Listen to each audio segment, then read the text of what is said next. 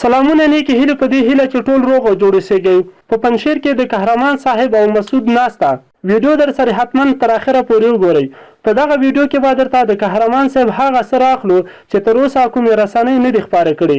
یعنې قهرمان د عبدالله او قانوني په اړه له هغو پټو رازونو پرده پورته کړې چې عبدالله او قانوني به د مسعود څپلۍ سمولې او د هغه له نوم څخه په استفادې نن دوی ځانونه دغه ځای ته راورسول. زمونږ د یوټیوب چینل پښتو ټاپ ټي وي چې لاندې په سور رنګ کې سبسکرایب لیکلی سبسکرایب کړئ، ورسره خوا کې د ګونګړي علامه ده هغه هم ووهئ. قهرمان صاحب به مې ډېر پوښته چې پلانکی څنګه پیژنې، بستانکی څنګه پیژنې.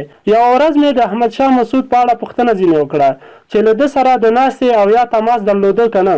قهرمان صاحب وویل هو، احمدشاه مسعود دعوت راکړ چې پنجشیر ته راسه، دلته به پر ځینو شیانو بحث وکړو. ویل زه هم پنجشیر ته ورغلم، هلته په یو عادي خونه کې کېناستو. په دې وخت کې عبدالله او یونس قانوني هم ناست وو. احمدشاه مسعود عبدالله او قانوني ته وویل چې تاسو د باندې وځئ، زه او قهرمان صاحب مجلس لرو. ویل عبدالله او قانوني د خونې مخ ته پر یو د کانچه کېناست. ما او مسعود تقریبا یو 2 ساعته مجلس وکړ. له مجلس وروسته احمدشاه مسعود غږ وکړ چې ډوډۍ راوړئ. له هغې خوا عبدالله کډوه او د لاس پرېولو دوشي رااخیستې وه او یونس قانوني د لاس وچولو دسمال راخیستی و.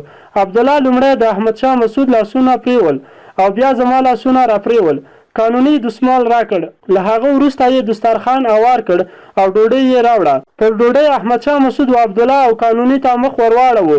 ورته وویل بیرون خو هوا سر نبود. قهرمان صاحب وویل چې مسعود سره مې زیات بحث وکړ چې اتفاق او اتحاد باید وساتو، د نظام د مخالفت لاس واخلو او په ټولو یو ښایسته حکومت سره جوړ کړو. که ویډیو مو خوښه شوه نو حتما یې در سره لایک او له نورو دوستانو سره مو هم شیر کړئ. خپل نظرونه مو راته د ویډیو په اړه لاندې په کمنټ کې پرېښودلی شئ. زموږ د یوټیوب چینل پښتو ټاپ ټي وي همدا اوس سبسکرایب ورسره د ګونګړي نشان ووهئ.